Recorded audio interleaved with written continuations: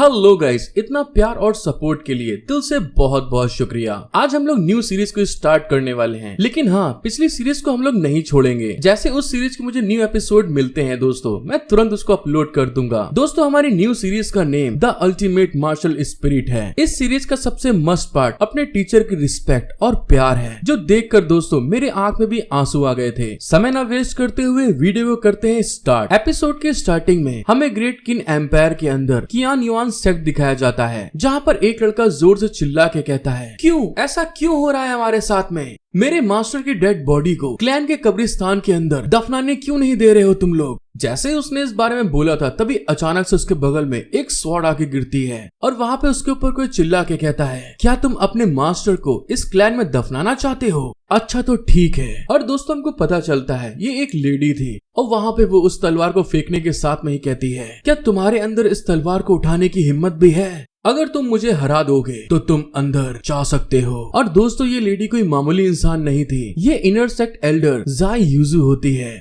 अब सोचिए, किसी डिसाइपल को एक एल्डर लड़ने के लिए कह रहा है तो उसका क्या हाल होगा। इस चीज को देखने के बाद में जो डिसाइपल थे उसकी मौत लेते हुए कहते हैं, ये लौंडा तो वही चैंग फैंग है जिसके अंदर लोहे की तरह डेंटियान था, और अब इसकी डेंटियान पूरी तरह से खत्म हो गई है और साथ ही कल्टीवेशन करने लायक नहीं बचा। तो फिर ये छोटा सा बच्चा इस एल्डर जाई को कैसे हरा सकता है? तुमने सही कहा, ये एक इम्पॉसिबल चैलेंज है। अगर उसके मरे हुए मास्टर का चेहरा ना होता तो उसकी इतनी भी औकात नहीं है कि आज यहाँ पर इन एल्डर से मिल पाता। हाँ यार, अगर मैं चैंग फैंग होता तो मैं अपने मास्टर की बेकार लाश के साथ में बहुत पहले ही चला गया होता। हम यहाँ पर खुद की बेइज्जती कराने के लिए क्यों आए हैं? जब ये लोग बात कर रहे थे, उनके बीच में एक इंसान बहुत ज्यादा गुस्सा रहा था और जब उससे बर्दाश्त नहीं होता तो उन लोंडों को धक्का देते हुए आगे की तरफ बढ़ के कहता है, यूजी तुम किस तरह की बात कर रही हो? क्या तुम यहाँ पर कुछ ज्यादा ही आगे नहीं बढ़ती जा रही हो? और दोस्तों, हमको पता चलता है जिस तरह से यूजी इनर सेट की एल्डर थी, वैसे यहाँ पर ये आदमी आउटर सेट का एल्डर हान चैंग होता है। हान चैंग को इस तरह से चिल्लाते हुए देखकर यूजी उससे कहती है, हान चैंग ऐसी कौन सी दिक्कत हो गई कि तुम यहाँ पर आके बोल रहे हो? तुम्हें तो ये जानना चाहिए कि तुम केवल एक आउटर सेट के एल्डर हो और मैं इनर सेट के एल्डर हूँ। याद रखना कि तुम कौन हो। यूजी की बात सुनकर एल्डर हान चैंग वहाँ पे गुस्साते हुए कहते हैं, शुरुआत में ब्रदर यान किंगयू सिर्फ आपको बचाने के लिए सबके सामने बेकार बन गए, लेकिन आज वो डिप्रेशन में रहते हुए जब मर गया तो क्या आज उसका इतना भी हक नहीं है कि वो अपने क्लैन के अंदर दफनाया जा सके? क्या तुमको आज वो भी याद नहीं है जो उसने तुम्हारे लिए किया था? उसको ऐसी बात करते हुए देख के जुयू कहती है, यान किंग अगर जिंदा होता तो वो मेरी मदद कर सकता था और स्वाभाविक रूप से मैं उसके साथ में कुछ स्वीट मूव्स को खेल सकती थी, लेकिन अब वो यहाँ पर मर चुका है। एक लाश के रूप में वो किसी भी तरह से मेरी मदद नहीं कर सकता, लेकिन जब दूसरे लोग इसे देखेंगे तो ये मुझे याद दिलाएगी और इसी तरह से मेरी रेपुटेशन खराब हो जाएगी। जुयू की इस बात को सुन के जो एल्डर हान थे और चैंग फेंग जो उनका डिसाइपल था, वो बहुत ज्यादा गुस्से में आ गए थे। चैंग फेंग जब वहाँ पे एल्डर की बात सुनता है तो वहाँ पे डिप्रेशन में चला जाता है, जहाँ पर वो एल्डर शांत नहीं होती और आगे बड़बड़ाते हुए कहती है, अगर तुम लोग को मेरी शांति भंग करनी है तो फिर ठीक है, इसे बर्बाद कर दो। इससे आज यहाँ का मीठा खाना बच जाएगा। और हाँ, इस कांच की कब्र को मेरे सामने से दफा कर दो। ये बेकार लाश आखिर यहाँ की जमीन को खराब क्यों कर रही है? और वहाँ पे चैंग फेंग बहुत ज्यादा गुस्से में जुयू के ऊपर चिल्लाते हुए कहता है, तुम बेकार औरत चुप हो जाओ। मेरे मास्टर की डिसरिस्पेक्ट करने की तुम्हारी हिम्मत कैसे हुई? चैंग फेंग को इस तरह की बात करते हुए देखकर वहाँ पे जुयू बहुत ज्यादा इटला के हंसते हुए कहती है, तुम बेकार से डिसाइपल अपने मास्टर के लिए मेरी बेइज्जती कर रहे हो? क्या मैं यहाँ पर गलत कह रही हूँ कि वो बस एक बेकार लाश है? जुयू की इस तरह की बात सुनकर चैंग फेंग को वहाँ पे अपने मास्टर के साथ बिताए हुए एक पल की याद आती है, जहाँ पर उसके मास्टर उससे कह रहे थे, मेरे बच्चे इसका इस्तेमाल तब तक मत करना जब तक कि जिंदगी और मौत का मामला ना आ जाए, क्योंकि ये तुम्हारे मास्टर की रेपुटेशन के लिए है, लेकिन ये सब तुम्हारी जिंदगी से ज्यादा इम्पोर्टेंट नहीं है मेरे लिए। अपने मास्टर की इस बात को याद करते हुए चैंग फेंग का दिल वहाँ पे बहुत ज्यादा भारी हो गया था और जो एलेक्सर मास्टर ने उसको दिया था वो वहाँ पे उसको ब्रेक कर देता है, जिसके कारण से कि वहाँ पर ब्लैक कलर की मिस्ट अपने हीरो चैंग फेंग को वहाँ पे घेरने लगी थी। और वो मिस्ट बढ़ते बढ़ते इतनी ज्यादा हो गई थी, वो सारी की सारी डार्क मिस्ट अपने हीरो की बॉडी के अंदर एब्सॉर्ब होने लगी थी। और ऐसा होने के कारण चैंग फेंग को वहाँ पे बहुत ज्यादा तकलीफ हो रही थी। जब वो ब्लैक मिस्ट चैंग फेंग की बॉडी के अंदर चली जाती है तो उसकी आंखों के थ्रू एक ब्लैक कलर की लेजर लाइट बाहर निकलती है। इस तरह की पावर को देखकर जो जुयू और हान चैंग थे दोनों हैरान होके कहते हैं, क्या ये तो सचमुच बहुत ज्यादा पावरफुल है। जैसे ही वो प्रोसेस दोस्तों वहाँ पे खत्म होता है, चैंग फेंग वहाँ पे पूरी तरह से बदल चुका था। उसके चारों तरफ डार्क मिस्ट फैली हुई थी और उसको देखते हुए वहाँ के डिसाइपल कहते हैं, अरे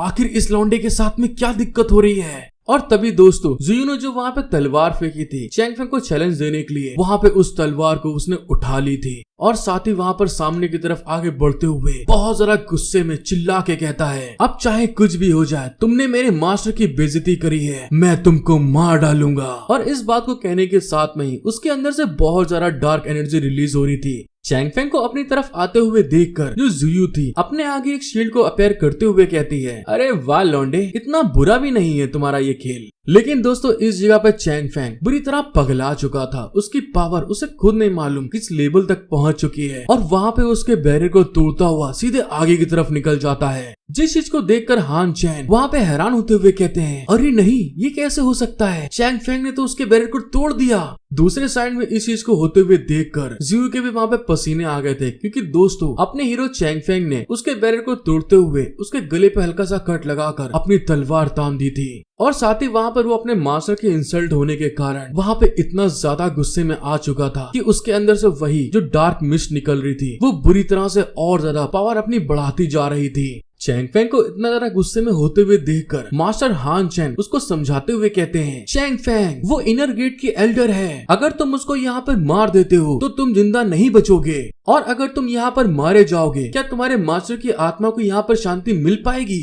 हान चैंग की बात सुनकर चैंग फेंग वहाँ पे अपने आप को संभालते हुए गुस्से में कहता है, नहीं, मैं ऐसा नहीं करना चाहता। और साथ ही वहाँ पे मन में कहता है, इन्होंने बिल्कुल सही कहा, मैंने जो अपने मास्टर से वादा किया था उसे पूरा किए बिना मैं यहाँ पर नहीं मर सकता। और इसी के साथ जियू के पास उस तलवार को हटाते हुए कहता है, जा यूजू, मैं तुम्हें यहाँ पर माफ करता हूँ, सिर्फ अपने मास्टर की रेपुटेशन के लिए मैं तुम्हें यहाँ पर जिंदा छोड़ दूंगा। और इस बात को कहने के साथ में ही चैंग फेंग जब आगे की तरफ बढ़ रहा था तो वहाँ के डिसाइपल इस सब चीजों को देखकर बहुत ज्यादा भौचक्का होते हुए कहते हैं, आखिर ये कैसे हो सकता है। चैंग फेंग एक बेकार इंसान है जिसकी डेंटियान तबाह हो चुकी है, उसने सच में एल्डर को यहाँ पर हरा दिया। मैंने अभी भी देखा इनर गेट के एल्डर का मुंह उसने वहाँ पे कुचल दिया। मुझे तो ऐसा लगता है वो जरूर किसी तरह की सीक्रेट टेक्निक का यूज कर रहा होगा। हेलो दोस्तों, आप लोगों से दिल से रिक्वेस्ट करता हूँ, प्लीज मेरा आपको वीडियो एक्सप्लेनेशन पसंद आ रहा है तो एक लाइक और सब्सक्राइब जरूर कर दीजिएगा। चैंग फेंग को अपने आप को हराने के बाद जाते हुए देखकर जो जियू थी वहाँ पे गुस्से के कारण अपने पावर को अपेयर करते हुए कहती है, चैंग फेंग तुम्हारी हिम्मत कैसे हुई मुझे चोट पहुंचाने की। जैसे ही हान चैंग वहाँ पे जियू के हाथ में पावर को अपेयर करते हुए देखते हैं तो चैंग फेंग को बताते हुए कहते हैं, चैंग फेंग जरा संभल के। और साथ ही दोस्तों अपने दोस्त के डिसाइपल को कवर करते हुए सामने आके चिल्ला के कहते हैं, एल्डर जाई तुम यहाँ पर हार गई हो, तुमको यहाँ पर अपना वादा पूरा करना चाहिए। चैंग फेंग को अपने मास्टर को इस क्लैन के अंदर दफनाने दो। ये सब होते हुए देखकर यहाँ पे बहुत ढेर सारे डिसाइपल ने देखा है, तुम तो यहाँ पर इनर गेट की एल्डर हो तो फिर अपने वादे को तोड़ नहीं सकती, मैंने सही कहा ना।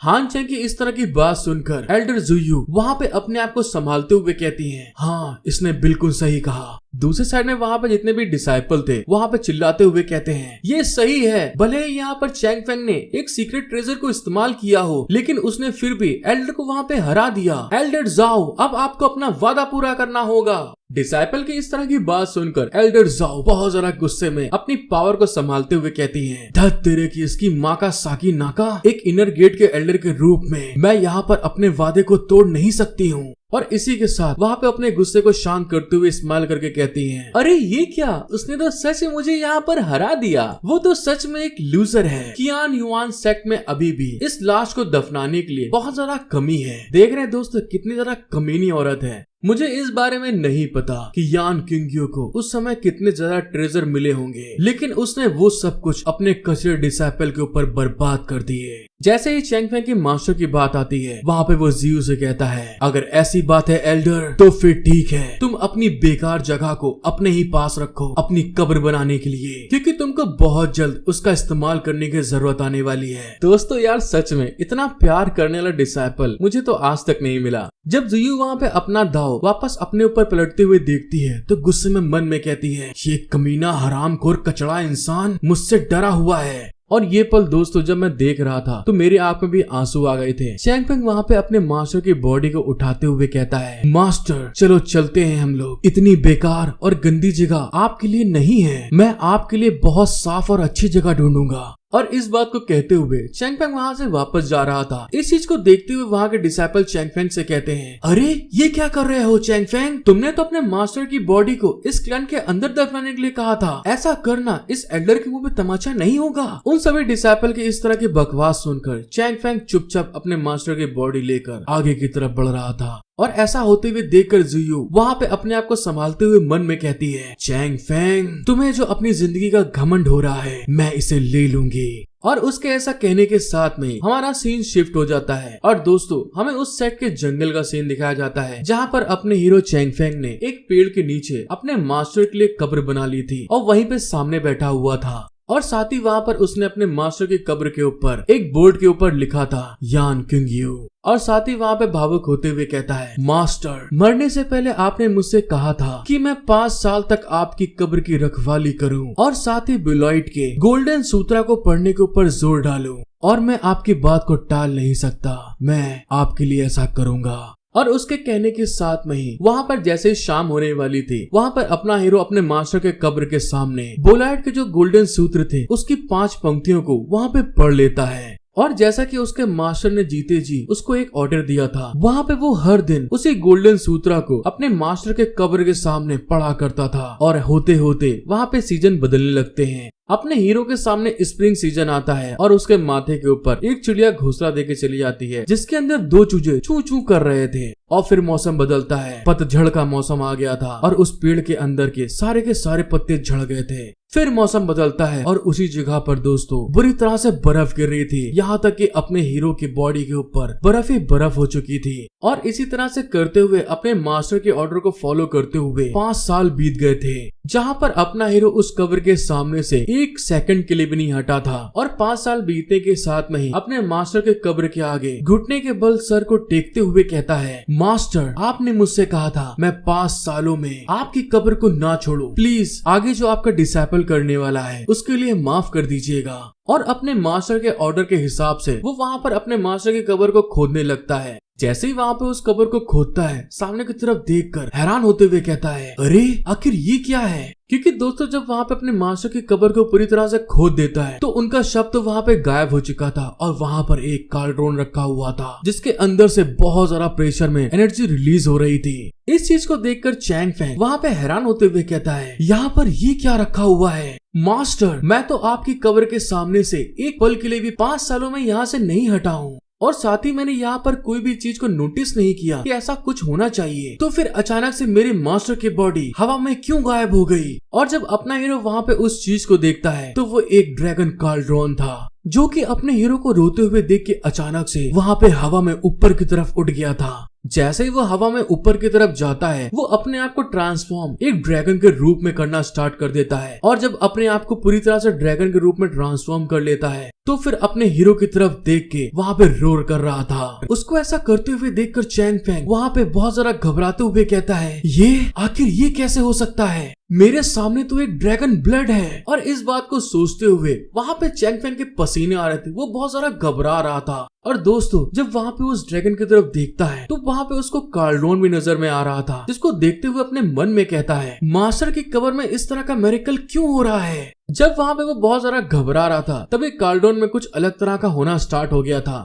वो जो ड्रैगन था वो कार्ड्रोन के अपनी पावर को इस्तेमाल करते हुए सीधे अपने हीरो की तरफ बड़ी स्पीड में आगे बढ़ रहा था। जिस चीज को होते हुए देखकर चैंग फेंग वहाँ पे घबराते हुए कहता है, अबे रुक जा कार्ड्रोन, आखिर तू क्या करना चाहता है। लेकिन दोस्तों अगले ही पल जो उसके मास्टर का कार्लडोन था चैंग फेंग की बॉडी के अंदर एब्सॉर्ब हो जाता है, घुस जाता है। और ऐसा होने के कारण उस कार्लडोन की पावर और प्रेशर को बर्दाश्त करने में चैंग फेंग को बहुत ज्यादा तकलीफ हो रही थी और वहाँ पे वो बहुत ज्यादा तेजी से चिल्ला रहा था। जैसे ही वहाँ पे सारी की सारी पावर को चैंग फेंग एब्सॉर्ब कर लेता है कार्लडोन की, तो वहाँ पर एक बहुत ज्यादा ब्राइट लाइट चमकती है। इसी के साथ हमारा सीन शिफ्ट होता है और हमको जियो की तरफ दिखाते हैं जहाँ पे वो बैठ के कल्टीवेशन कर रही थी, जहाँ पर उसकी डिसाइपल उसकी तरफ आगे बढ़ते हुए कहती है मास्टर। उसकी बात सुन के जियो कहती है आखिर क्या हुआ, और हमको इस डिसाइपल का नाम पता चलता है जियो क्यूनर। आपने मुझसे चैंग फेंग के ऊपर नजर रखने के लिए कहा था और उसके सीक्रेट के बारे में पता करने के लिए ऑर्डर दिया था, लेकिन यहाँ पर 5 साल बीत गए हैं और अभी भी वहाँ पर वो कब्र के सामने बैठा हुआ है। आपके कहने के हिसाब से वहाँ पर अभी तक कुछ भी नहीं बदला है।